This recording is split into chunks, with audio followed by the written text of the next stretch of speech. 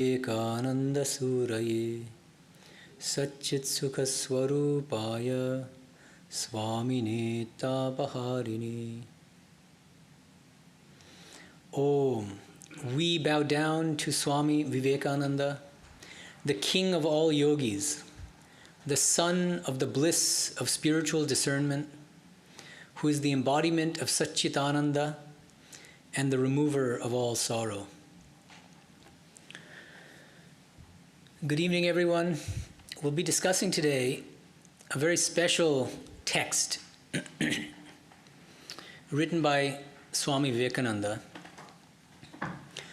It's a wonderful poem called To a Friend, originally written in Bengali, Sakhār Prati. I consider it one of his masterpieces. In this poem, he pours his heart out. And it's not just great poetry, but it's deep philosophy, and it also goes into the highest flights of spirituality, spiritual experience as well. So it's a very unique poem. And I thought that we could explore this poem a little bit more carefully than is maybe sometimes done. The poem fuses jnana, the highest knowledge, with the highest bhakti, devotion for the personal God, and with a strong emphasis on Seva as the main spiritual practice. Seva meaning serving others in a spirit of worship. And this fusion is really unique, and that's part of what I would like to explore today with you guys. But another thing to keep in mind is that he chose to write this as a poem rather than as, he could have given a lecture. He gave so many lectures throughout the world. But he chose to write this as a poem. He also wrote some songs, but poetry is a specific genre. And one thing that's important about it is that great poetry does not just convey information. It's not like a newspaper or even other kinds of prose that are meant to tell you things. It's not just about conveying information, but about transforming the person who reads it. And in a way, giving you a direct experience of what the poem is talking about. So, thinking about poetry in that way, reading this poem with concentration and with the right attitude, with the right kind of receptivity, reading this poem itself is a very potent spiritual practice. And it's a kind of meditation. And at its heights, reading this poem can actually be spiritually transformative. Just think of, on almost every page of the Gospel, Sri Ramakrishna either himself is singing some devotional song or he's listening to somebody singing a devotional song by Ram Prasad or other devotional songs. And he would often go into samadhi just from listening to a few words of these songs, meditating deeply on the meaning of a few words of a song. So what I'm saying is that we can approach this poem by Swami Vivekananda, To a Friend, in the same way, with that same kind of spiritual reverence and receptivity. This poem can actually transform us. It's a poem about love, but this is not the ordinary love that we hear, thrown around on the streets. This is love with the capital L. The Bengali term is prem, Sanskrit prema. This is the supreme love, the ultimate love, the highest love of God. It's God's own love, and it's how we love God. Now, one issue is that, of course, he wrote this poem originally in Bengali, and because poetry is not just about content, but about not just what it says, but about how it says it. Not just content, but also form. It's extremely difficult, if not impossible, to translate poems from any language to another language. It's almost impossible. So all translations necessarily fall short of the original. That's something to keep in mind. There's no way around that fact. We just have to accept that. But what I've attempted is a retranslation of this Bengali poem, To a Friend. That's the handout that you have. And for those watching online, you can download this handout under the YouTube description link. So my translation is far from perfect. And it's not possible, or I didn't find it possible, to capture the nuances of the original poem, The pacing, poetry, it's very important. The rhythm of the lines, every word is perfectly placed. There's a certain rhyme scheme. It's an irregular rhyme scheme, but there's still some rhyming in the poem, which in the English, that's not conveyed. So I'm just warning you that this is, if you really want to go to the heart of the poem, ultimately, you'd need to go to the original Bengali. But I've done my best here, but it can certainly be improved upon in many ways. So what I suggest that we do, what I propose, is that we do a close reading of this poem together. And I would like us to pay attention not just to what the poem says, but to how Swami Vivekananda says it. Okay? So let's start with the title, To a Friend. The Bangla is Sakhār Prati. So the first question that might come up is, well, who is the friend? And some people speculate that he had a particular friend in mind. We can do this guessing game. Was it Mary Hill? Was it Sri Ramakrishna himself? Or there's so many possibilities. My own opinion is that if we limit this friend to a particular friend, we're diminishing the poem's universality. And my own interpretation is that what he means by friend is our own higher self. Our higher self is our best friend. And my reading is based on reading the poem itself. We can only, I'm encouraging each of you to kind of think about this question for yourself. Who is the friend? But the reason why I think that this friend is the higher self, our own higher self, our better self, what Abraham Lincoln called the better angels of our nature, is that there are two scriptural verses from Vedantic scriptures which talk about the higher self as our friend. One of them is Bhagavad Gita, chapter 6, verse 5. Atmaiva hyatmano bandhuhu atmaiva ripuratmanaha. The self can become the friend to the self, or it can become the enemy to the self. So there are clearly two atmas here. One is higher, one is lower. Right? And so the higher self, in the Bhagavad Gita, the higher self is described as the friend of the lower self. Mundaka Upanishad 3.1.1, I just gave a class on this last week, the tale of two birds. The two birds are described as Sayuja Sakhāya. And Sakhāya has been interpreted in different ways, but one way is to interpret these two birds as close friends, close companions. Sayuja Sakhāya, who are ever united. So again, so what I'm suggesting is that this friend might be the higher bird, the higher self, the better self in each one of us. And the poem is sort of encouraging us to tap into that higher spiritual self within all of us, the best version of ourselves. So before we get into the individual stanzas of the poem, I wanted to give a brief overview of the poem as a whole, just so we have a kind of roadmap as we move forward. So taken as a whole, I see this poem as taking us on a spiritual journey. And what you'll find is that in the course of the 8 stanzas of this poem, there's a subtle modulation of thought and feeling from stanza to stanza, sometimes even from line to line. And it's very important to track how Swamiji's thought and feeling evolve in the course of the poem.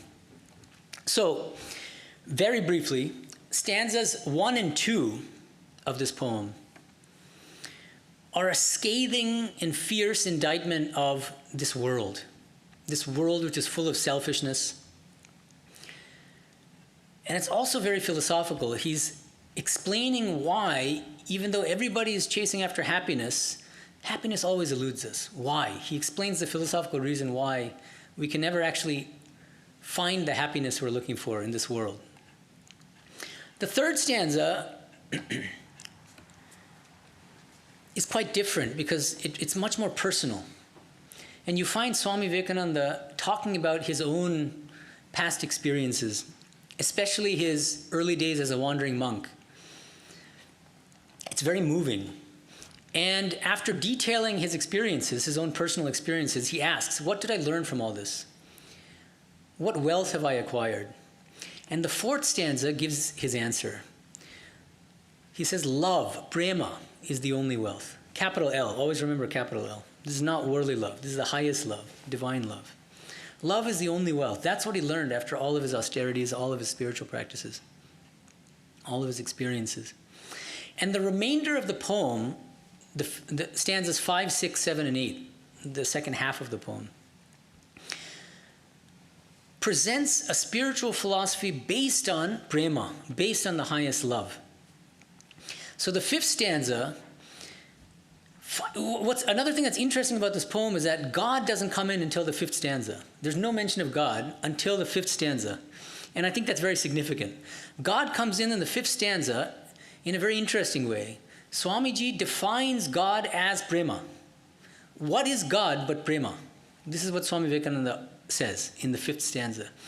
God as love is present in all creatures and all things. This is what might be called prema advaita. A friend of mine, Professor Arindam Chakraborty, this is one of his favorite poems, and we've had discussions about this poem in the past, and he likes to describe the philosophy of this poem as prema advaita, advaita of love. And I think that's a very apt characterization. And we'll see why when we discuss these later stanzas, 5 through 8. And you'll find that in stanza 5, Swamiji is explaining that love, prema, is the driving force behind everything we do. All our thoughts, all our actions, whether good or bad. Sixth stanza comes back to the theme of the first two stanzas. So it comes back to this idea of the world as this kind of hell of selfishness. He says in stanza 6 that this world is full of contradictions. And even though we try to find perfect happiness in this world, we never succeed, because happiness is always mixed with misery. There's no such thing as unalloyed happiness in this world. The only true and unalloyed happiness is love of God. Seventh stanza is a very powerful stanza that moves toward the climax of the poem. It tells us that the highest spiritual practice is to cultivate unselfish love, loving without expecting anything in return. And finally, the eighth stanza, the final stanza, this is a remarkable, it's just 4 lines, but so full of depth and meaning. Swamiji begins by very briefly explaining this prema advaita philosophy again, this advaita of love. But then he goes on for the remaining 3 lines. In the first line, he explains in 1 line this prema advaita. Then from that advaita of love, he derives the highest ethics and the highest spiritual practice, which is seva, serving others in a spirit of worship. For those of you who are familiar with the teachings of Sri Ramakrishna, this should remind us of Shiva Jnane Jiva Seva, serving others in a spirit of worship by seeing God in everyone. So that's a kind of brief overview of the structure of the poem. So now let's do a close reading stanza by stanza. So what I'll do is I'll read the first 2 stanzas in translation first, and then I'll read the original Bengali. Are you looking for happiness here, O wise one, where darkness is experienced as light, misery as happiness, disease as health, and where the newborn's cry is its only sign of life?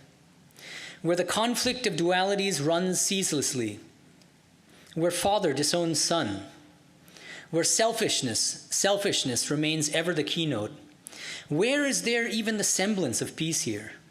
Who can escape this samsara, this veritable hell mistaken for heaven? Where, tell me, can the slave go whose neck is tied by karma's fetters?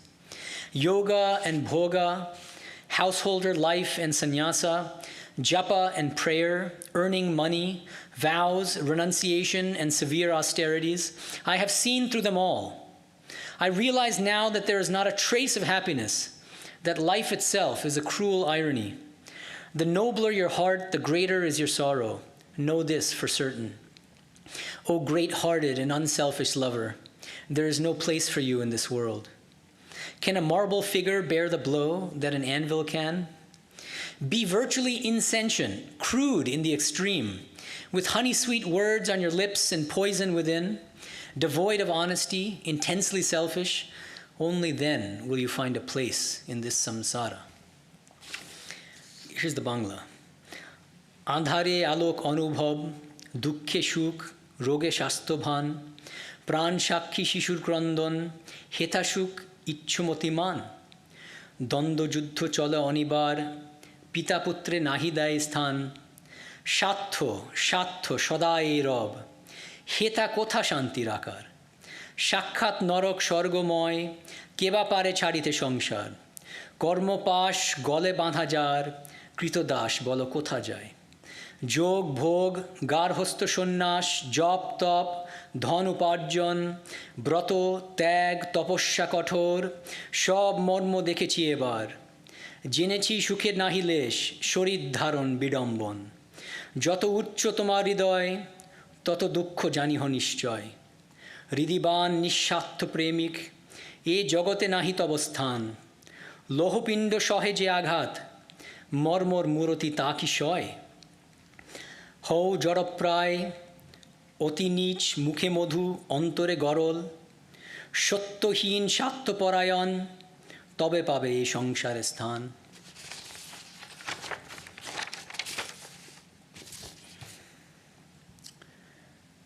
So, one thing I think it's very useful in close reading any of his poems, but especially this one, to take into account his lectures and his letters. Because I find that his lectures and his letters help to explain key aspects of his poem, and aspects of the poem help illuminate ideas in the lectures and in the letters. So everything in the complete works is mutually illuminating, it seems to me. And it seems to me that this poem is the distilled essence of the 9 volumes of the complete works. So I want to begin to make a case for that, seeing this poem as really the distillation of the whole 9 volumes. So with regard to these first 2 stanzas, he's painting a pretty bleak picture of this world as a world. It's a kind of nightmare of selfishness. And he describes this in great detail in his famous lectures on Maya. So I want to read to you a passage from his first lecture on Maya. He says, this was delivered in 1896 in London. This world is a hideous world. At best, it is the hell of Tantalus. Here we are with strong impulses and stronger cravings for sense enjoyments, but cannot satisfy them. There rises a wave which impels us forward in spite of our own will. And as soon as we move one step, comes a blow. We are all doomed to live here like Tantalus. Ideals come into our head far beyond the limit of our sense ideals, but when we seek to express them, we cannot do so. On the other hand, we are crushed by the surging mass around us. Yet, if I give up all ideality and merely struggle through this world, my existence is that of a brute, and I degenerate and degrade myself. Neither way is happiness. Unhappiness is the fate of those who are content to live in this world, born as they are. 1,000 times greater misery is the fate of those who dare to stand forth for truth and for higher things, and who dare to ask for something higher than mere brute existence here. So I think this passage really helps illuminate what he's saying in the first 2 stanzas of this poem. This world is full of selfishness. And the sentence at the end, 1,000 times greater misery is the fate of those who dare to stand forth for truth. These nobler souls. When he's saying here, in the second stanza, the nobler your heart, the greater is your sorrow. Know this for certain. O great-hearted and unselfish lover, there is no place for you in this world. This is exactly what he's saying. Because the nobler the soul, the more sensitive the soul is. And the more it feels the suffering of others as their own suffering. So the person who feels most deeply, who's the most unselfish, actually suffers the most. Another passage from his Maya lectures. He says, the senses drag the human soul out. Man is seeking for pleasure and for happiness where it can never be found. For countless ages, we are all taught that this is futile and vain. There is no happiness here, but we cannot learn. It is impossible for us to do so, except through our own experiences. We try them, and a blow comes. Do we learn then? Not even then. Like moths hurling themselves against the flame, we are hurling ourselves again and again into sense pleasures, hoping to find satisfaction there. We return again and again with freshened energy. Thus we go on, till crippled and cheated, we die. And this is Maya. So in these first 2 stanzas, he's distilling these 3 lectures on Maya. In what sense is this world Maya? It's a hell of selfishness. And it's the world of Tantalus. He refers to this Greek mythological figure, Tantalus. The word tantalizing comes from this myth. Tantalus is somebody who's, there's something very tasty presented to him. It's just out of his reach. And so every time he goes for it, he lunges for it, but he just misses. He can never quite grab onto it. This is the world. We think that happiness is just right in front of us. If only we do X, Y, and Z, then we'll get happiness. And we never get it. And this is Maya. And another twist in these first two stanzas, another very important feature of this, is that it's not just that this world is full of selfishness and that we can never actually find the happiness we're seeking here. But the tragic irony is that we don't even recognize our own pitiful situation. We don't know what a terrible situation we're in. We think we're quite good. We're in a nice situation. So that's this in this first stanza. Who can escape this samsara, this veritable hell, mistaken for heaven? The fools that we are, we mistake this hell of selfishness without any happiness whatsoever. For this we think is heaven. This reminds me of a teaching of Sri Ramakrishna's about the fish in the net. So I'll read this to you because I think it's quite relevant. He says, Sri Ramakrishna says, suppose a net has been cast into a lake to catch fish. Some fish are so clever that they are never caught in the net. They are like the ever-free, nitya mukta. But most of the fish are entangled in the net. Some of them try to free themselves from it, and they are like those who seek liberation, mumukshus. But not all the fish that struggle succeed. A very few do jump out of the net, making a big splash in the water. Then the fishermen shout, look, there goes a big one. These are the mukta jivas, those who attain liberation. They escape the net. But most of the fish caught in the net cannot escape, nor do they make any effort to get out. On the contrary, they burrow into the mud with the net in their mouths and lie there quietly, thinking, we need not fear anymore. We are quite safe here. But the poor things do not know that the fishermen will drag them out with the net. These are like the people bound to the world, baddha jivas, bound souls. And then Sri Ramakrishna says, the bound souls are tied to the world by the fetters of lust and greed. They are bound hand and foot, thinking that lust and greed will make them happy and give them security. They do not realize that it will lead them to annihilation. So this is another important aspect of what Swami Vivekananda is saying in these first two stanzas. It's not just that this world is a hell of selfishness in which we can never attain the happiness that we're seeking, but we fools think that it's actually a wonderful place and that we'll get the happiness that we're looking for. We need a little bit more time, a little bit more effort.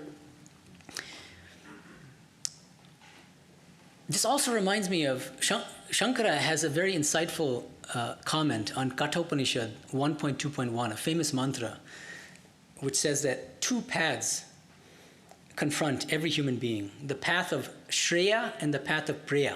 Shreya is the path of perfection. Preya is the path of enjoyment or instant gratification. I gave a lecture recently on instant gratification. Preya is instant gratification. Shreya is higher perfection, spiritual perfection. And what Shankaracharya says is the first mistake that people make is to mistake Preya for Shreya. We think we're following the path of Shreya, but in fact we're following the path of Preya. We're covering dung with roses. We're saying we're loving somebody, but actually it's just a selfish attachment. That's one example, but examples can easily be multiplied. So the first step in spiritual life is viveka, discrimination between Shreya and Preya. Discriminate. You have to be brutally honest with yourself and not deceive yourself. And so it's very, very important. What is it that I'm really feeling? Is there ego behind it? Is there selfishness in it? Yes or no? And without any kind of obfuscation, any kind of self-deception. So Swamiji, this is he forgave everything, but he hated hypocrisy. And in a letter to Mary Hale, he discusses this. He says in a letter written on 1st February 1895, he says, I hate this world, this dream, this horrible nightmare with its churches and chicaneries, its books and blackguardisms, its fair faces and false hearts, its howling righteousness on the surface and utter hollowness beneath, and above all, its sanctified shopkeeping. This is a devastating sentence. One of my most favorite sentences, actually. It's a brilliantly crafted sentence also, because notice that these pairings are all there's a lot of alliteration. Churches, chicaneries, so CH, books, blackguardisms. So they're pairs.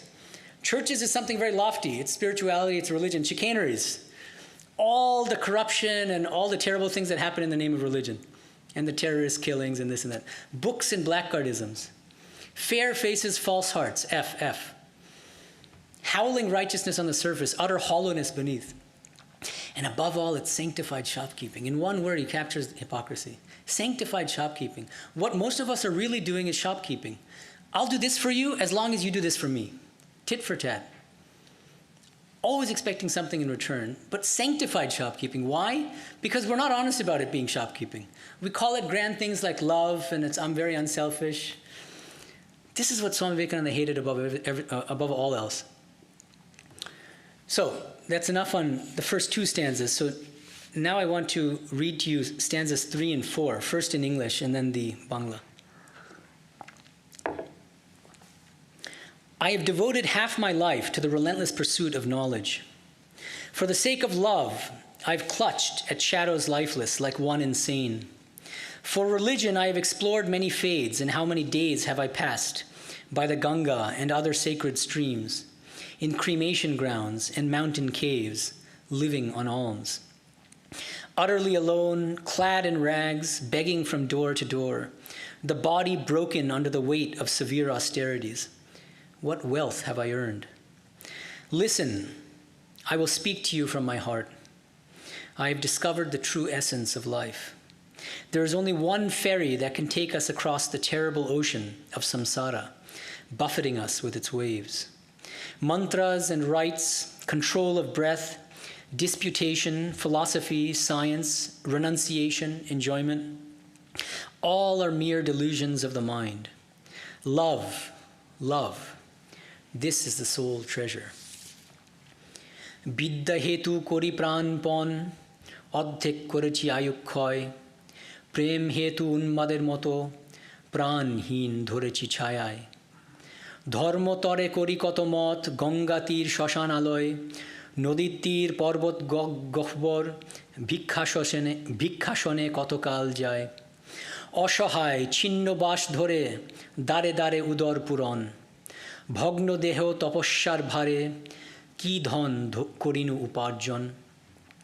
শোনো বলি মরমের কথা, জেনেছি জীবনে সত্যসার, তরঙ্গ আকুল ভবঘোর এক তরি করে পারাপার। মন্ত্রতন্ত্র প্রাণ নিয়মন, মতামত দর্শন বিজ্ঞান, ত্যাগ ভোগ বুদ্ধির বিভ্রম, প্রেম এই মাত্র ধন। Love, that's prema in Sanskrit.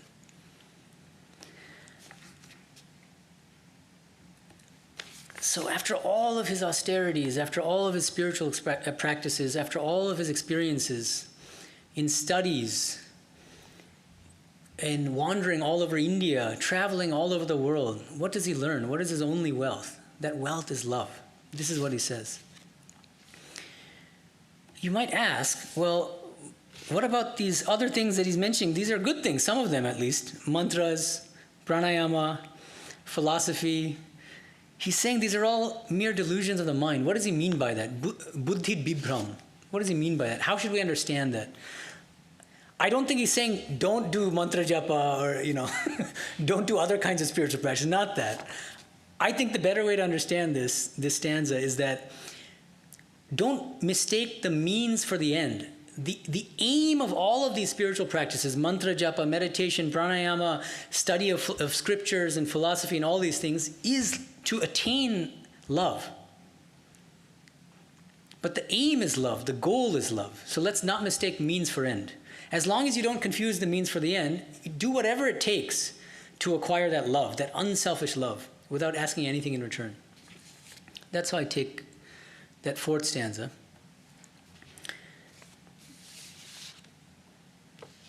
Now, stanza 5. Remember, this is the stanza where he finally introduces God in a very significant way. Souls and Brahman, human beings and God, ghosts, departed spirits, and so on, minor deities, animals, birds, insects, and worms. This love is at the heart of them all. God, God, tell me, who else is this? Who else is this but love? Who else is God but love? Who else but love compels everyone in the universe? The mother sacrifices her life for her son. The robber robs, motivated by love. Though beyond speech and mind, love is the foundation of happiness and misery. She comes in the form of Mahashakti Kali, the form of death, and also in the form of a mother's love. Disease and grief, the plight of poverty, dharma and adharma, merit and demerit, these are but various ways of worshipping her, love. Tell me, what can the jiva do on its own? It's a very important stanza, especially from a philosophical standpoint, because this is where he introduces God. In Bhakti Yoga, he has a beautiful section called The Philosophy of Ishvara. And he asks, what is the best definition of God that anybody has ever come up with? And he gives, as far as I can tell, this is his own phrase. I looked it up and I couldn't find it anywhere. He says, in Sanskrit, Sa Ishvaraha Anirvachaniya Prema Swarupaha. Sa Ishvaraha Anirvachaniya Prema Swarupaha. And then he translates it in English as, He, the Lord, is of his own nature inexpressible love. The highest and best definition of God is inexpressible love, unfathomable love, with the capital L, always with the capital L in this context. This reminds me of when somebody asked Swami Vivekananda one day, what does Sri Ramakrishna mean to you? And he said, L-O-V-E personified. In English, he said this, L-O-V-E personified. And what Swamiji is saying in this fifth stanza is that everything we do, good or bad, is ultimately motivated by this prema. Most of us don't know it, but there's that divine love at the back of everything we do. And he gives these two examples. The mother will sacrifice her own life for the sake of her son. Ultimately, even if there's some kind of selfish attachment there, ultimately, if we trace it back far enough, there's prema, there's that divine love. The robber robs, maybe because his family is poor and he needs to put food on the table. Again, that's love. Even bad things like robbing a store or stealing things from people, that's also done out of love. There's a long passage in his addresses on Bhakti Yoga that I think helps explain this fifth stanza. So I'm going to read it to you, even though it's a bit long, because I think it really helps. So he says, what can be a higher end than God? God himself is the highest goal of man. See him, enjoy him. We can never conceive anything higher because God is perfection. It does not mean we cannot conceive of any higher enjoyment than that of love. But this word love has different meanings. It does not mean the ordinary selfish love of the world. It is blasphemy to call that love. The love for our children and our wives is mere animal love. That love which is perfectly unselfish is the only love, and that is of God. It is a very difficult thing to attain to.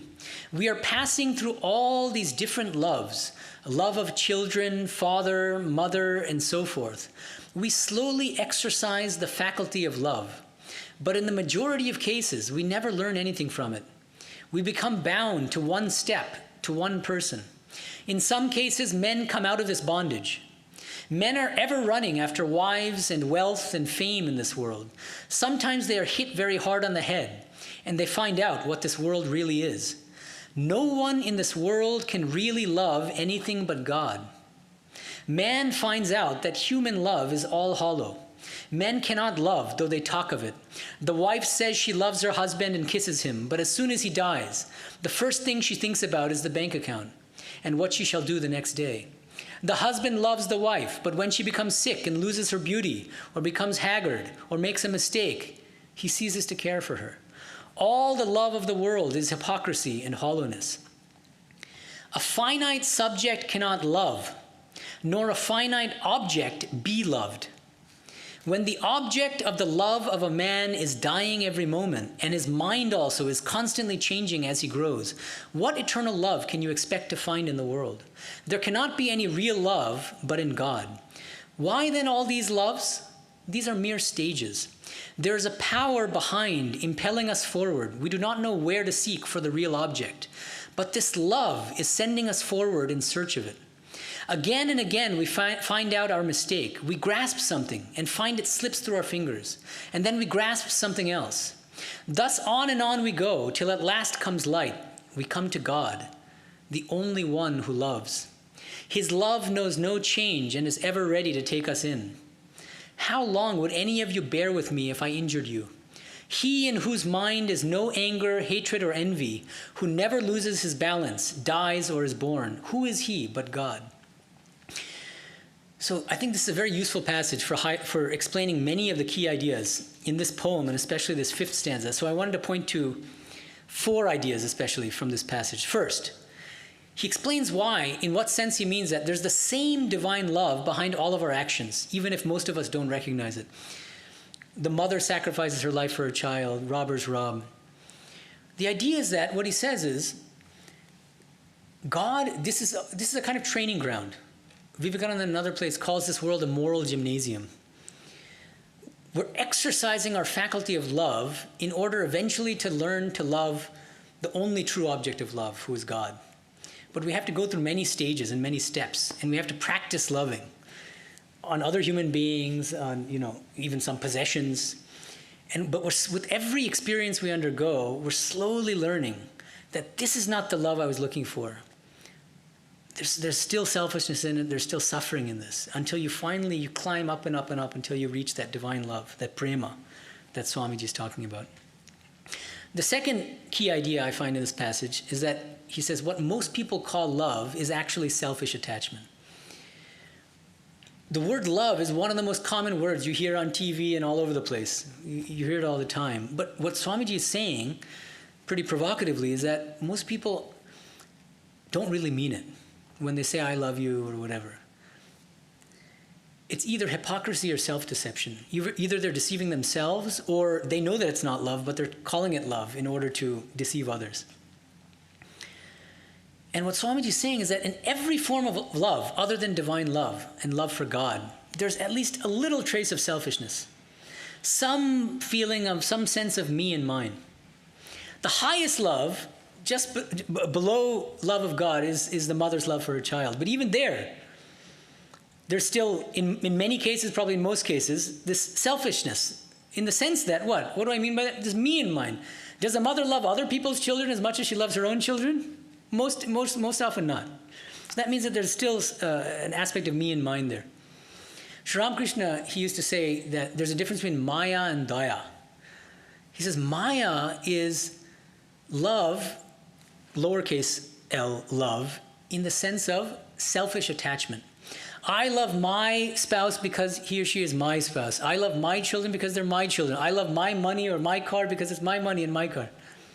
You see? And daya means compassion. And Sri Ramakrishna says that daya, compassion, is loving everybody equally because you see God in everybody. So that's why the highest love is prema, because it's completely devoid of any trace of selfishness. Third key idea from this passage I read to you from his discourse on Bhakti Yoga, there are a few really startling sentences. One of them is, no one in this world can really love anything but God. No one in this world can really love anything but God. This is an extraordinary statement. What Swamiji is saying, because what's extraordinary is that most people think that they love all sorts of things and all sorts of people. But he's saying, no, you only love God. If you really love anybody or anything, you love God. If you truly love somebody, it's because you see God in that person. This is what Sri Ramakrishna means by daya, compassion. You can only love another human being if you see God in that person. And the converse is true. Until we acquire true love, which is love of God, prema, what Swamiji is calling prema, we can't really love anybody or anything in the true sense, no matter what we say and what the movies tell us. And the fourth key idea, another one of these amazing sentences, he says, a finite subject cannot love, nor a finite object be loved. This is very philosophically deep, it seems to me. He says, in this journey of life that where we try to love so many different people, so many different things, and we keep failing, and that love that we're looking for eludes us or fails us in some way. On that journey, so on the one hand, it's an objective journey in the sense that the object of our love keeps changing. Either you find a new partner, or you divorce and you get another one. There's so many ways that your object of love changes. But not just that. The subject also evolves. And he says a finite subject cannot love. What does he mean? I think what he means is, this is the essence of Vedanta actually. We think we're the body, we think we're minds, but in fact we're not the body-mind complex. We're eternal divine souls. And it's the soul that loves God. So in this journey of life, in this spiritual journey, as we gradually learn that the typical objects of love fail us one by one, we also learn that we're not the body, we're not the mind, and that to discover love in ourselves, we have to dig deep into our truest essence as divine souls. Swamiji says this very directly in one place. Somebody asks him, Swamiji, how can one have bhakti? And he answers, there's already bhakti within you. Only a veil of lust and wealth covers it. And as soon as that is removed, bhakti will manifest by itself. So what he's saying is that we're already bhaktas. But it's because we're identifying wrongly with the body-mind complex that we don't realize we're bhaktas. Because we're bhaktas as souls, which is our deeper essence. We're all children of God. Amritasya putraha. We're all children of immortal bliss, but we don't know it. So we already have that divine love in us, but we have to discover what we truly are, our true spiritual nature. This is also the logic behind Ramanuja's philosophy. Many of you might know that he was the great founder of the Vishishtadvaita school of Vedanta. And sometimes bhakti paths are parodied as being the opposite of Jnana Yoga. But Ramanuja's philosophy shows why that's wrong, why that is a caricature. Because in his philosophy, Jnana Yoga, the path of knowledge, plays a crucial role. In fact, he says, you cannot have true bhakti, you cannot have true love for God until you pass through the practice of Jnana Yoga. And what he means by Jnana Yoga, the path of knowledge, is you have to meditate on your true nature as eternal divine souls, children of God, separate from the body-mind complex. Because what Ramanuja says is, you cannot really feel love for God until you break your identification with the body-mind complex and realize your true spiritual nature as divine souls. That's what he calls Atma Avalokanam. Realization, spiritual realization, not intellectual realization, but spiritual realization of our true nature as divine individual souls. Because you'll only feel spontaneous, natural bhakti for God when you realize yourself as souls. So I think all that's really packed into this one pregnant sentence of Swamiji's. A finite subject cannot love, nor a finite object be loved. So you ultimately have to come up to the infinite object, who is God, but you also, on the subjective side, have to realize your own infinite divine nature.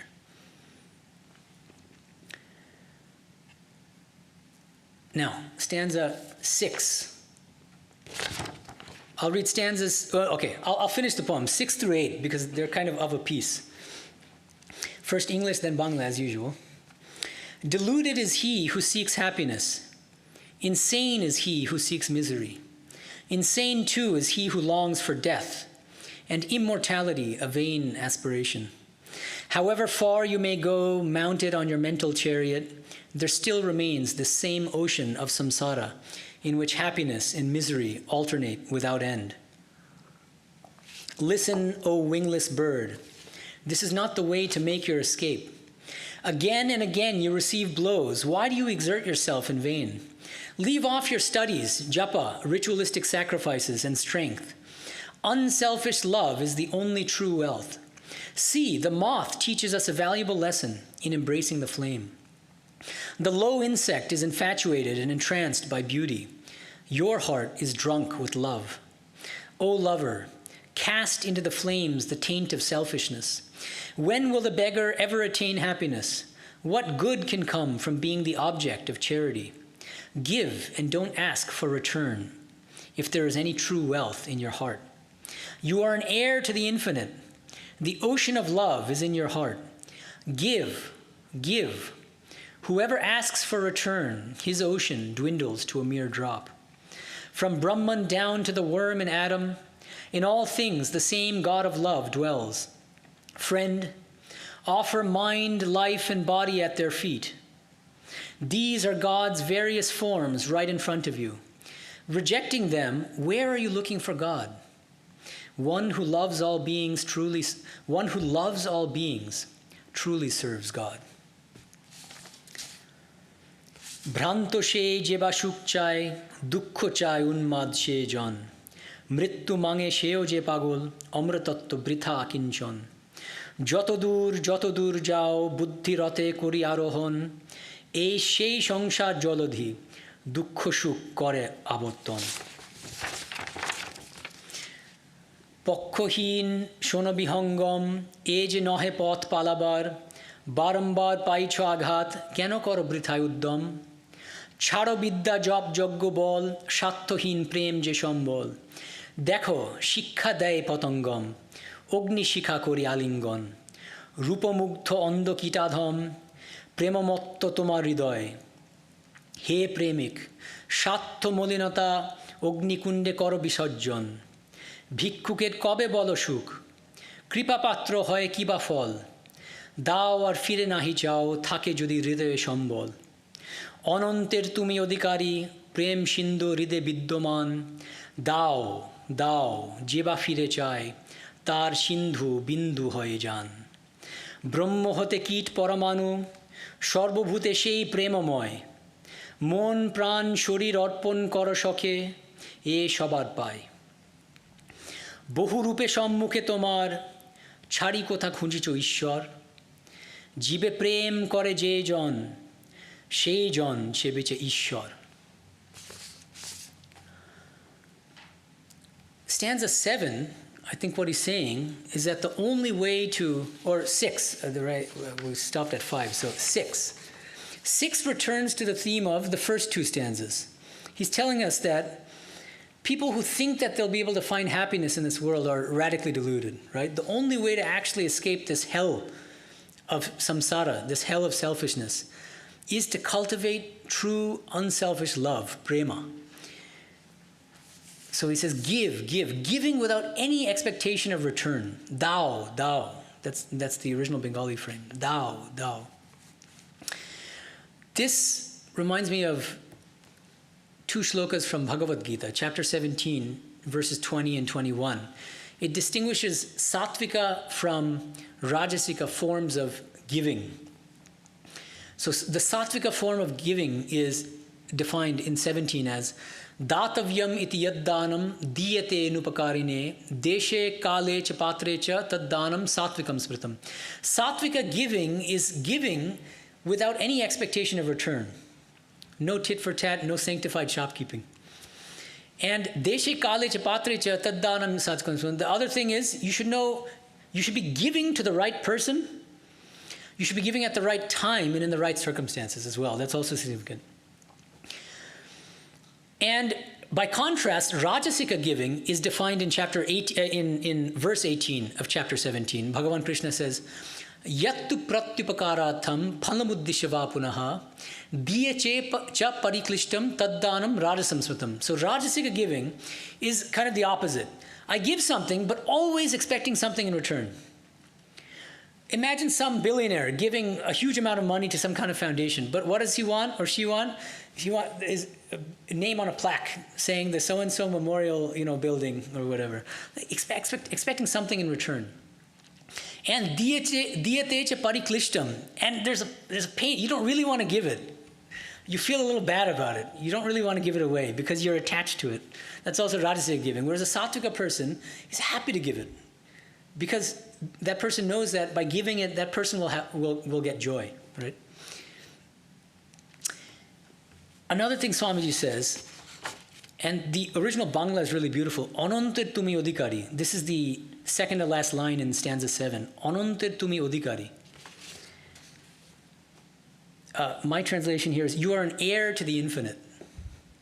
This is one of the keynotes of his lectures, right? He would quote Shvetashvatara Upanishad, children of immortal bliss. It is a libel, it is a standing libel upon human nature to call human beings sinners, right? Each one of us is an heir to the infinite. And again, there's a verse that should remind us of the verses earlier about how everything is monid bibram, buddhit bibram, all these mantras and rituals and all that. He seems to be saying something similar here. He says, this is in stanza 7, right? Oh, leave off, this is a third line of stanza 7. Leave off your studies, japa, ritualistic sacrifices and strength. Unselfish love is the only true wealth. Again, I think it would be a mistake to take this as don't do any studies and don't do any japa. No, the idea is always remember that you're doing these spiritual practices, studying the scriptures and doing japa and meditation and other spiritual practices for the sake of acquiring love, prema. And finally, this stanza 8, it's a beautiful stanza. In this first line, from Brahman down to the worm and atom, in all things the same God of love dwells. Brahma hote kit paramanu sharbhute shei premamoy. This is Prema Advaita in a nutshell, in one statement. Prema Advaita, the Advaita of love. There's nothing but love in everything and in everyone. This is what, in my scholarly work, I refer to as Sri Ramakrishna's philosophy of Vijnana Vedanta. There's nothing but God in this world. Sri Ramakrishna would say that the Vijnani, the person who has first attained jnana, knowledge of Brahman, and then this person, this Vijnani goes further and he or she sees that Brahman has become the 24 cosmic principles, that there's nothing but God in this world. And Sri Ramakrishna would often say that the Vijnani is like a huge log that can carry many other people along on this, it's like an aircraft carrier. That would be a more modern term to use. That can carry many, many people along with it. So the Vijnani is somebody who stays in this world out of this deep love for humanity and to help others to attain spiritual illumination. And he says, by contrast, Jnanis, meaning just ordinary knowers of Brahman, are like a small piece of driftwood that if even a small bird sits on it, it'll sink, right? So it doesn't have that same love, capital L-O-V-E, love, that the Vijnanis have. So I wanted to mention that you might think, well, Prema Advaita, is that the same as Shankara's Advaita Vedanta? What I'd say is I don't think it's the same. There are similarities, but it's not the same. According to Shankara's school, Brahman is only nirguna, only impersonal, non-dual pure consciousness. But according to Sri Ramakrishna's Vijnana Vedanta, according to Swamiji's Prema Advaita, Brahman and Shakti are inseparable aspects, but equally real aspects of the same divine reality. And secondly, what's the status of this world? According to Shankara, Jagat is mithya. This world is ultimately an unreal appearance, an illusory appearance. But according to Sri Ramakrishna and Swami Vivekananda, this world is a real manifestation of God.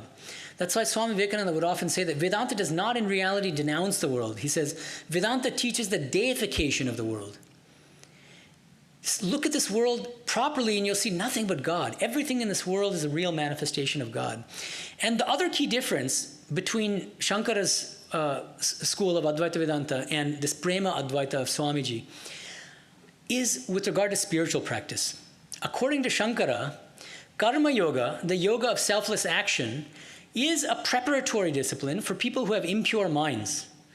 Once you attain sufficient purity of mind, you have to stop practicing Karma Yoga, and then you practice the higher practice of Jnana Yoga, the path of knowledge, and only then can you attain liberation. So Karma Yoga itself, the path of selfless action, can never take you to the highest goal, according to Shankara. And it eventually has to be given up for the higher practice of Jnana Yoga. And so Seva, where would Seva fall? It would naturally fall under Karma Yoga, right? Seva means serving others in a spirit of worship. But for Shankara, Seva does not have a very prominent place. It comes as a preparatory discipline, but ultimately it has to be transcended. But for Swamiji, look at this poem, and there are many places in his lectures where he says the same thing. He's saying Seva is the highest spiritual practice. Serving others in a spirit of worship is the highest spiritual practice, the royal road to God realization. So that's a key difference, I think. And so if the first line of the last stanza encapsulates the prema advaita of Swamiji, this advaita of love of Sri Ramakrishna and Swamiji, the remaining 3 or 4 lines derive an ethics and a spiritual practice from this highest Advaita philosophy. And this is none other than Sri Ramakrishna's Shiva Jnane Jivir Seva. Many of you know this, but Sri Ramakrishna one day is explaining to them this ethics of serving others in a spirit of worship, trying to see the same God in everybody. And Swamiji was deeply affected by this, and he came out later in a very agitated state, and he told the other people who were sitting there, he said, don't you see, this is such a great teaching. And I'll just read this to you. This is from Leela Prashango, Sri Ramakrishna's divine play, Sharadananda's biography of Sri Ramakrishna. Swamiji says, what Thakur said today in his ecstatic mood is clear. One can bring Vedanta from the forest to the home and practice it in daily life. Let people continue with whatever they are doing. There's no harm in this. People must first fully believe and be convinced that God has manifested herself before them as the world and its creatures. If people consider everyone to be God, how can they consider themselves to be superior to others and harbor attachment, hatred, arrogance, or even compassion toward them? Their minds will become pure as they serve all beings as God. Shiva Jnane Jiva Seva. The exact language that Sri Ramakrishna used. And soon they will experience themselves as parts of the blissful God. They will realize that their true nature is pure, illumined, and free. So this teaching, Shiva Jnana Jiva Seva, really impacted Swamiji. And he went on to teach this in the form of what he called practical Vedanta. He gave a series of lectures, 4 lectures in England, called Practical Vedanta. And what is practical Vedanta? Let me read you a passage from one of his lectures on practical Vedanta. But what is more practical than worshiping here, worshiping you? I see you, feel you, and I know you are God. The Mohammedan says there is no God but Allah. The Vedanta says there's nothing that is not God. The living God is within you, and yet you are building churches and temples and believing all sorts of imaginary nonsense. The only God to worship is the human soul in the human body. Of course, all animals are temples too, but man is the highest, the Taj Mahal of temples. If I cannot worship in that, no other temple will be of any advantage. It's a beautiful passage. So this, I think, really helps to explain this last stanza of the poem. Friend, offer mind, life, and body at their feet. Their feet means all the beings in this world, especially human beings. These are God's various forms right in front of you. Rejecting them, where are you looking for God? One who loves all beings truly serves God. So how do you worship God in the highest form? By serving human beings, by seeing God in everybody and serving them with love. Since the same God of love dwells in all creatures, the best and highest way to worship God is to serve others in a spirit of love, right? Swamiji, toward the end of his life, he told Nivedita, he said, Ramakrishna, while seeming to be all bhakti, was really within all jnana, knowledge. But he himself, meaning Swamiji, apparently all jnana was full of bhakti, and that thereby he was apt to be as weak as any woman. I think what you find in this poem is that the bhakti side of Swamiji coming to the fore. He's full of love for all of humanity. And I see this poem as revealing Swamiji to be what I would call a Vijnani Bhakta, using Sri Ramakrishna's language. A Vijnani Bhakta, one who is already illumined, but one who continues to serve humanity for the sake of helping them out of their spiritual ignorance. And before concluding this class, I wanted to mention, see, whenever you analyze a poem, you shouldn't just look at the content, but you should look at the formal features, the form of the poem.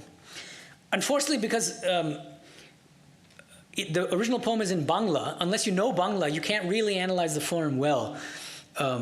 But I wanted to bring your attention to one crucial formal feature of this poem, which I think is very significant. In the original Bengali, there are 4 pairings of words which I tried to convey in my translation. So the first pairing is in stanza 1, and they're all in quotations. Notice that. There are only 4 phrases which are in quotation marks, and it's these paired words. Selfishness, selfishness is the first one. That's in stanza 1. Second is in stanza 4. Love, love. Prem, prem. So the first one is shatto, shatto, selfishness, selfishness. Second is prem, prem, love, love. Third one is in the 5th stanza. God, God. Dev, dev. And the 4th one is in stanza 7, the last line. Thou, thou, give, give. So I think there's a reason why Swamiji is, first of all, repeating these words, but then secondly, quoting them.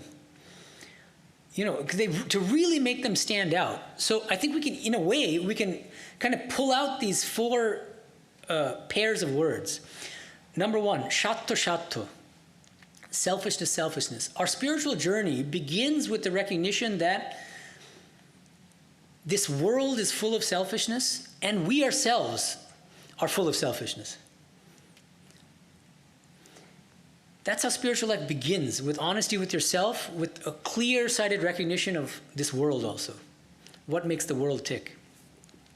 Second pairing is prem, prem, love, love. This is divine love. We can escape this world, this hellish world of selfishness, by cultivating prema, by cultivating love in ourselves. The third pairing, dev, dev, this is God, God. Who is God? God is none other than love. So if we have love, then we have God. And the more we love others, the closer we come to God, to realizing God. And finally, the 4th pairing, thou, thou, give, give. What is the best, most effective spiritual practice for attaining love and attaining God realization?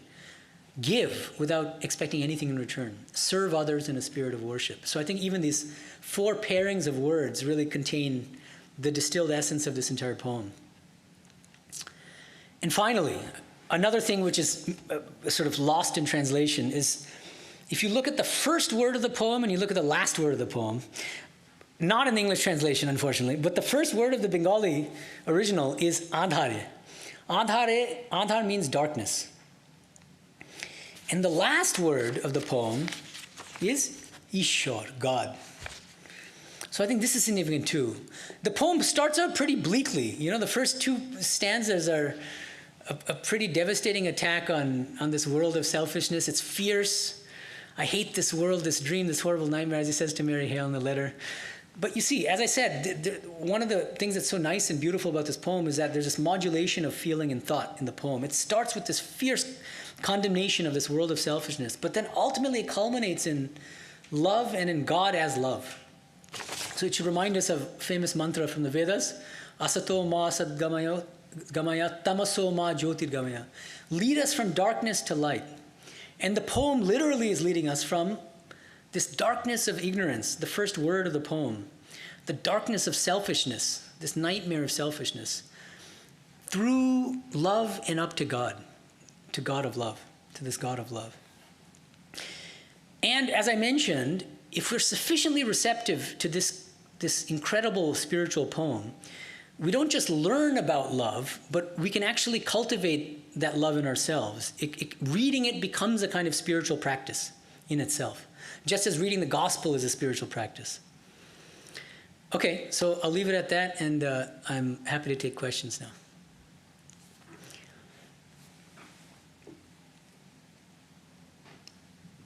I have a question. You said that it could be a Bhakta Vigyani. So is there such a Gyani, Vigyani, and Karma Yogi Vigyani, and Raja Vigyani?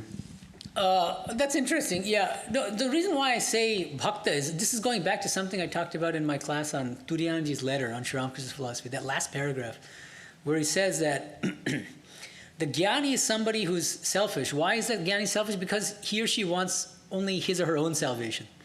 I want liberation, by hook or by crook. I don't care about other people. He says the Vigyani is the one who is full of compassion for humanity and chooses to stay in the world, even though, of course, these people are ever liberated. They can choose to be outside, they can stay in some higher loka or immersed in Brahman, but they choose to be here to help others. As playmates of God, as playfellows of God. So that's why I'm saying Vijnani Bhakta, because the essence of the Vijnani actually is to be a Bhakta of Shakti, and to remain here as a playmate of Shakti, of Divine Mother, and to do her work to help others. That's why I see that Bhakti is really fundamental. It's at the core of Vijnana Vedanta. That's why I see Prema Advaita, the Advaita of love, as a synonym for Vijnana Vedanta. Thank you. But of course, that doesn't mean that you're not practicing Karma Yoga or Jnana Yoga. The other nice thing about Prema Advaita, Vijnana Vedanta is that you can synthesize. It encourages you to harmonize the 4 yogas in your daily life. Online questions? Mm-hmm.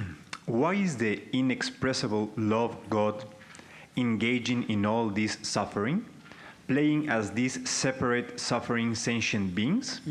As Leonard Cohen sang, "Myself I long for love and light, but must it come so cruel?" Right. So this is the classic problem of evil.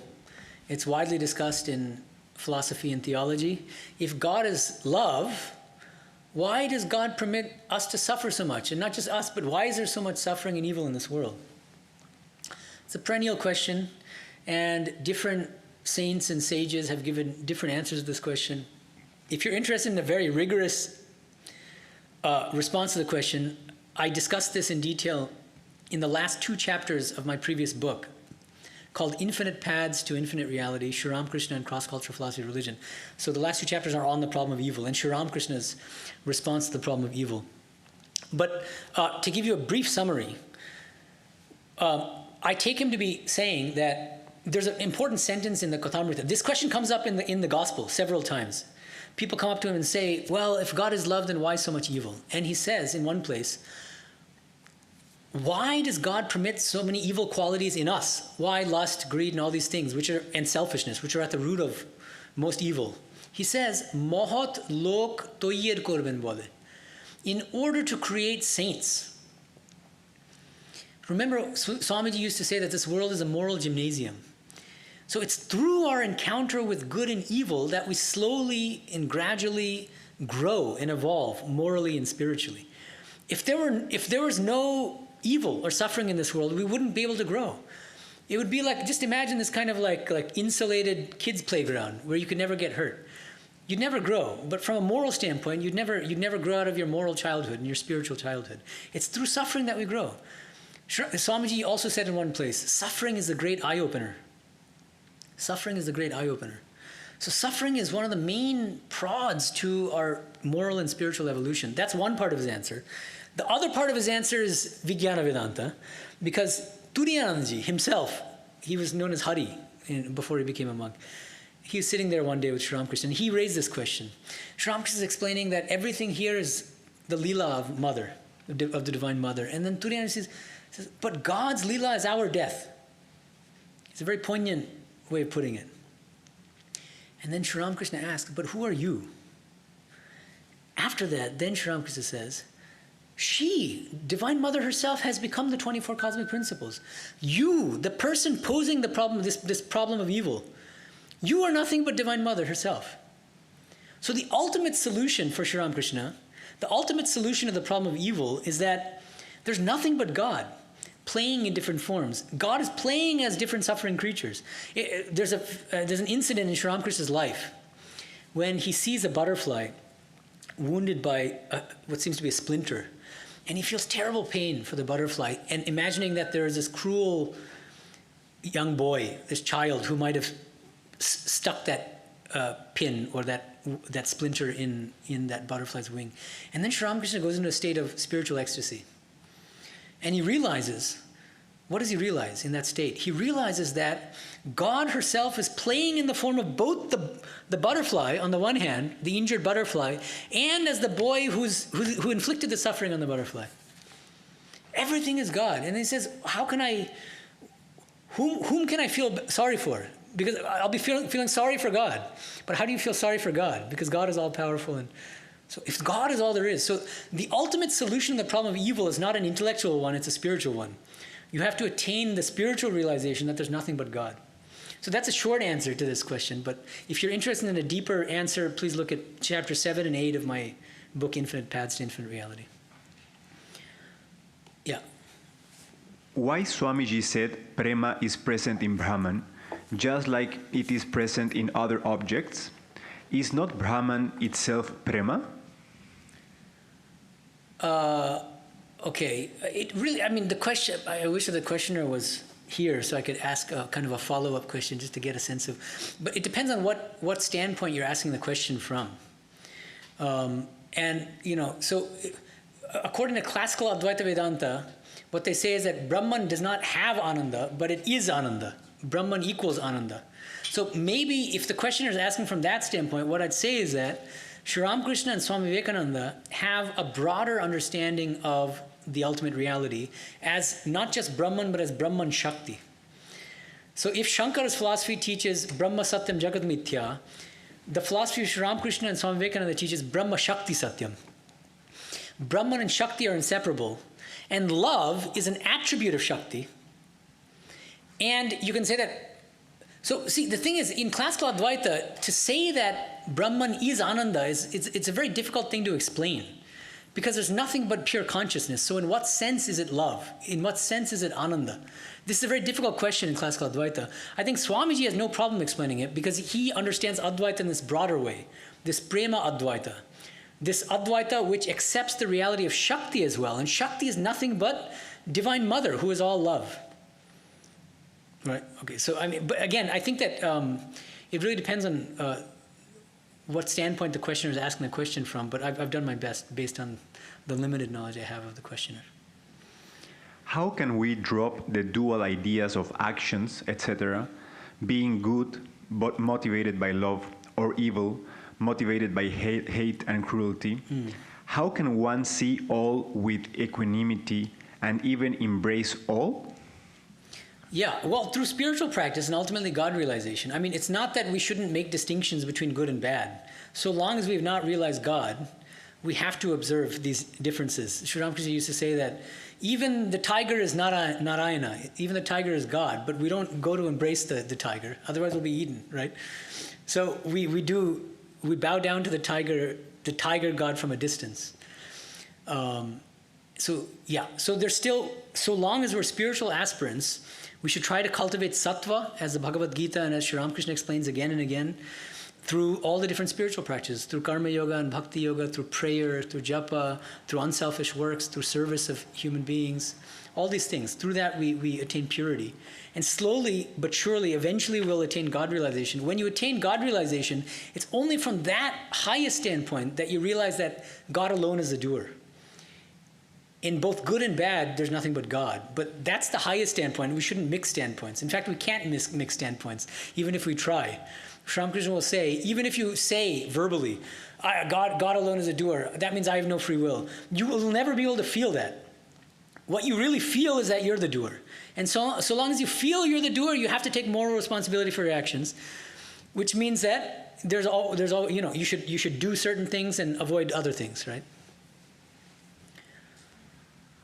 Who coined the phrase Premadvaita?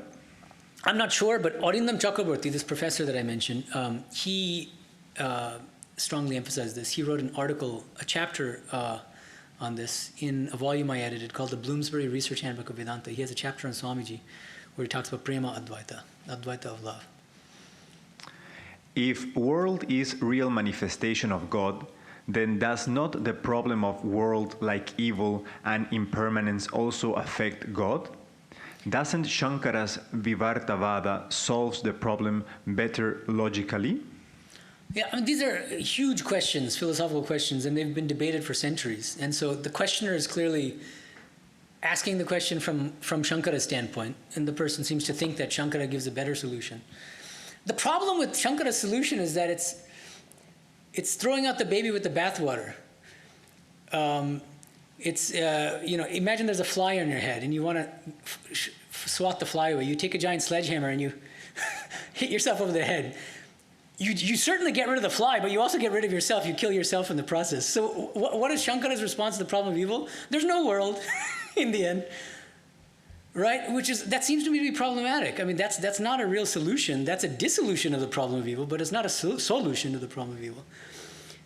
So that's one way of putting it. And then, okay, so what this questioner asks is, well, what about the fact of evil and the fact of impermanence? Doesn't that affect God, if God is actually manifesting as this world? That's an important question, and different bhakti schools sort of respond to this objection in different ways, but one of the key ways they do so is to distinguish between God's swarupa, God's essence, and God's manifestations. So it's not that the whole of God is becoming this world. If the whole of God is becoming this world, then there really is a problem. Then God himself or God herself becomes mixed with suffering. But that's not the idea. One aspect of God manifests as this world, and God, the transcendental aspect of God remains perfectly pure and untouched by evil and suffering. That's why in the Purusha Suktam, God is described as only one pada. 1/4 of God is this world. 3/4 is beyond. It's called panentheism in philosophy of religion. The idea is that God is the world, but God is also beyond the world. So that's the standard way that one could defend the devotional standpoint, the idea that this world is a real manifestation of God against the problem of evil, by saying that, yeah, God in this particular manifestation does have evil, but that doesn't exhaust God's nature, and God has a transcendental aspect which is completely unaffected by imperfection. And as for impermanence, again, imagine an ocean. Waves are all impermanent, but does that make it unreal? That's the question, right? And just because something is impermanent doesn't make it less valuable. So the idea is that this world, if we see it rightly, this whole world is an impermanent but perfectly real arena for God's play. It's a perfectly real manifestation of God. And just to add a little philosophical complexity here, in one sense, this world is not impermanent. In this sense that this world right now is in a manifested state. But ultimately, after many, I don't know how many eons or whatever, is going to contract back into a seed state. This is the standard Hindu view. And then that seed will eventually again expand into this universe, a different universe, and then again, so there's constantly expansion, contraction, expansion, contraction, expansion, contraction. In a sense, though, it never ceases to exist. This world in its expanded or manifested state is impermanent, but not the world as such, in the sense of being matter. Yeah. Maharaj, can there be any spirituality or higher thinking when one's personal conduct in life becomes grossly debased and immoral? Given the decaying standard of most basic value systems in society, what chance does spirituality stand in the future? Look, spirituality is never, it's never going to have the popularity of a Hollywood blockbuster. There's a reason why Hollywood movies and rock stars are popular, and why spirituality is a path trodden by the daring few, because it's like walking on the edge of a razor blade, as it's said in the Kathopanishad. So, we can never expect the spiritual life and the spiritual path to be an easy and a popular one, because that's just not the case. It's an arduous path, and it's one meant for very, very few people in the world. But it can never be sort of mass marketed, I don't think. Mass marketing of spirituality is kind of like the death of spirituality in a certain sense. Yeah. Why many Indian philosophies start with the belief that there is suffering in the world, there is rebirth, and there is moksha? I know Kashmir Shaivism starts with believing in Ananda. That's it. Okay, yeah. Kashmir Shaivism begins with Ananda. That's debatable. I mean, it ends with Ananda. That's certainly true, because there's nothing but Ananda. There's nothing but Shiva Shakti. But it also begins, I can't think of a single Indian philosophical school that doesn't believe that doesn't begin with ignorance as the main problem. And we suffer because we are ignorant. That's true of Buddhism. It's true of all the schools of Vedanta. I think it's true of Kashmiri Shaivism. In Kashmiri Shaivism, the problem is ignorance of whom? Of Shiva.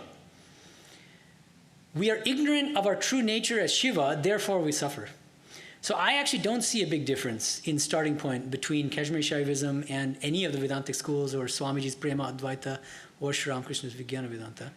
If you talk about Ananda, the Upanishads are full of Ananda. It's nothing but Ananda. But that's because they're explaining the highest standpoint. everything is bliss. That's certainly true, but that is Vijnana Vedanta, right? But you start from where you are. We don't start with bliss, we end with bliss, right? We start with ignorance and we end with bliss. That's why the poem starts in darkness and it culminates in the light of the God of love.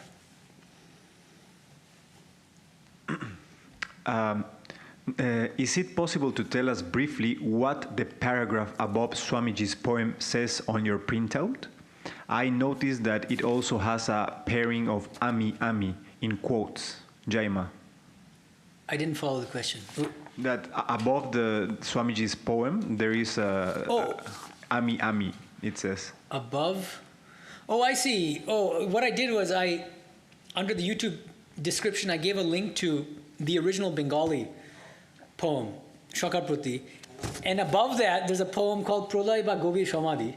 And there's Bohai Matra Ami Ami, E Dhara Anukkhan. Yeah, so there are some similarities. Actually, this questioner is also noticing a very interesting... First of all, the questioner knows Bengali, which is good. But this person notices this Ami Ami pairing, this quoted pairing. Again, you find it in other poems. So in this poem, Prolay by Gobi Samadhi, it's a poem about deep samadhi. And Ami Ami is a paired phrase which means I. Selfishness. So that's almost the same as Shatto in the next poem. So that's a very nice observation. Thank you. What is the point what is the off point if Vijnana Advaita when you are supposed to be Sakshi and you have no power of action? What is the what point? What is the point? I think what's the point of Vijnana Advaita when you... At what point maybe? At what point? At what point does one practice the Sakshi? I think. See, the thing is, remember that according to Sri Ramakrishna, first you attain jnana, then you attain vijnana. How do you attain jnana? Through these practices like Sakshi Bhava. I'm the witness, I'm not the body-mind complex, I'm the unattached witness to everything that's happening in this world, including at the level of my own body-mind. With the aim of attaining Brahma Jnana, after Brahma Jnana you attain Vijnana. So at that point, when you attain Vijnana, the Sakshi Bhava doesn't apply so much. You think of yourself, as Turiyanji used to say, as a playmate, as a playfellow of God, as an instrument of God. That's the way I would see it, not as Sakshi. Any other questions? Yes. How do we start seeing things as love? Shiva Jnana Jiva Seva. So read again and again, with deep concentration, the last stanza of this poem. Shiva Jnana Jiva Seva. We gradually cultivate love by serving others in a spirit of worship, by trying to see God in everybody. That's one of the highest practices. But of course, also we combine that with mantra japa, karma yoga, and all the other spiritual practices, meditation, jnana yoga. Brahma Jnani and Vijnani as Thakurs, is it the same? Brahma Jnani and Vijnani? No. So Brahma Jnana is the Jnana stage. After the Jnana stage comes Vijnana. That's it. Okay, thank you. Om Shanti Shanti Shanti Harihi Om Tat Sat Shri Ramakrishna Arpanamastu.